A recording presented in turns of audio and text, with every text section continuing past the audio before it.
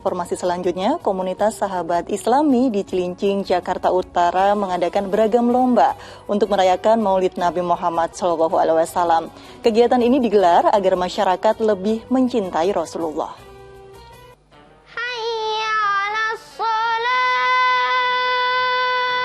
Subhanallah, keren banget ya, kecil-kecil cabai rawit. Meski masih duduk di bangku sekolah TPA, tapi udah jago azan.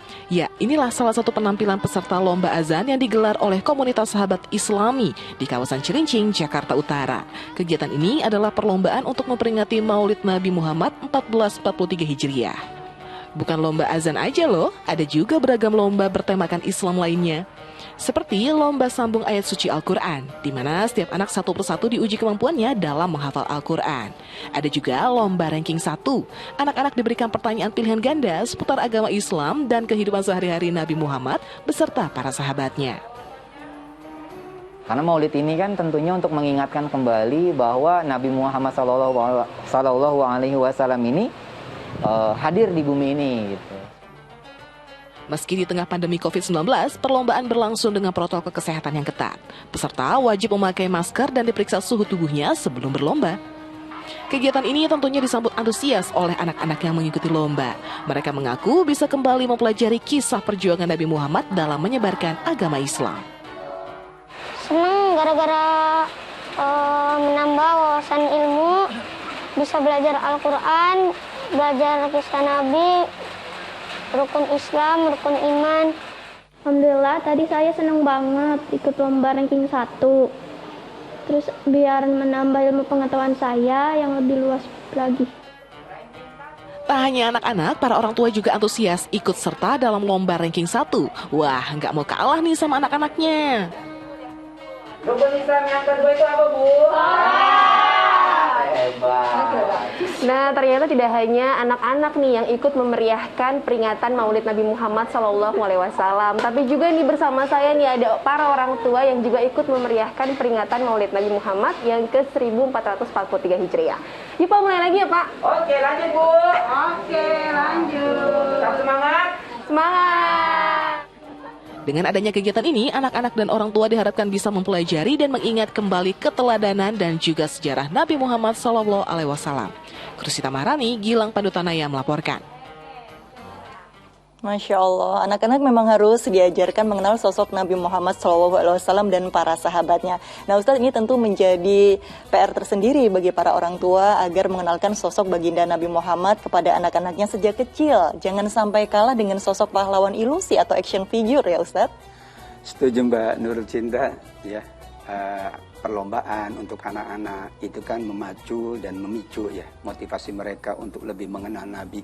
Dan sekaligus mempraktekkan, dengan lomba tadi kan mempraktekkan azan, membaca ayat-ayat Al-Quran, lomba-lomba doa. Mudah-mudahan dengan demikian mereka tidak hanya mengingat Nabi, tapi juga mampu mempraktekkan amal-amal mulia yang dianjurkan oleh Nabi. Baca Quran amal mulia, azan itu amal mulia, baca-baca zikir amal mulia, dan itu biasa dijalankan oleh Nabi. Nabi itu biasa beristighfar 100 kali sehari. Berarti kan anak-anak ketika ikut perlombaan secara tidak langsung mereka juga ya mempraktekkan amal-amal mulia yang sangat dianjurkan oleh Nabi Muhammad SAW. Ya, Masya Allah. Nah Ustadz, kita tahu bahwa Nabi pada saat kecil digembleng dengan suasana tidak ceria. Lahir dalam keadaan yatim, ibunya meninggal saat usia 6 tahun, kakeknya pun meninggal. Apa hikmah dari semua ini Ustadz? Ya, Nabi Muhammad SAW manusia istimewa. Allah punya rencana bahwa seorang yang betul-betul sejak awal digembleng dengan kekuatan, digembleng dengan kebaikan, dia akan tumbuh menjadi manusia-manusia tangguh, manusia kuat. Bahasa para pendidik ya, bahasa ilmu pendidikan, kalau anak dididik dengan kemanjaan, dia akan jadi manja. Kalau anak dididik dengan kekokohan, dia akan kokoh.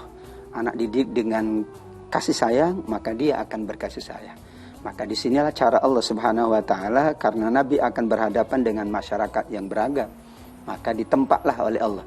Penempaan yang paling tinggi adalah beliau betul-betul sejak awal diyatim piatukan oleh Allah. Ternyata beliau mampu menghadapi keadaan yang demikian berat. Karena ketika yatim dan piatu, ternyata ada sosok lain yang mendidik Nabi, yang mengasuh Nabi, yaitu Abdul Muthalib kakeknya, dan kemudian Abu Thalib. Dan kedua-duanya ini adalah manusia mulia sesungguhnya. Sehingga bahasa kitanya, manusia yang dididik dengan kebaikan, dia akan menjadi baik. Manusia yang didik dengan kekuatan, dia akan menjadi kuat dan tangguh. Manusia yang didik dengan kesabaran, dia akan jauh lebih sabar. Nabi Muhammad semuanya ada. Kesabarannya jangan tanya, ya, kemudian kemandiriannya, kejujurannya, dan segalanya inilah merupakan rencana Allah. Karenanya sejak awal ya Allah berkehendak Nabi Muhammad SAW adalah dalam keadaan yatim. Kemudian juga setelah itu ibundanya juga wafat, namun tidak mengurangi kemuliaan dari baginda Nabi SAW. Masya Allah, dengan mengetahui sejarah kelahiran Nabi Muhammad dari kecil sampai dengan beliau wafat, kita bisa mengetahui apa saja yang dilakukan oleh Nabi Muhammad dengan ketangguhannya, begitu ya Ustadz, dan menyebarkan agama Islam ke seluruh umat manusia. Baik Ustadz, kita ke informasi selanjutnya. Polda Metro Jaya akan menempuh upaya hukum terhadap kasus dugaan pelanggaran yang dilakukan selebgram Rachel V-nya usai dirinya kabur saat menjalani karantina di RSDC Wisma Atlet sepulangnya ia dari luar negeri beberapa waktu lalu. Polda Metro Jaya pun telah menjadwalkan pemeriksaan Rachel pada hari Kamis mendatang.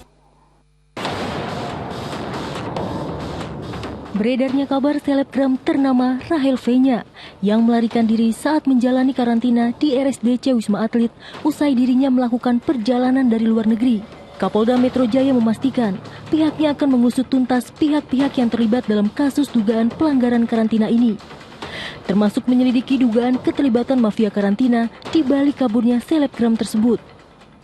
Kami akan mengusut tuntas tanpa pandang bulu terhadap siapa saja yang terlibat di dalam mafia karantina.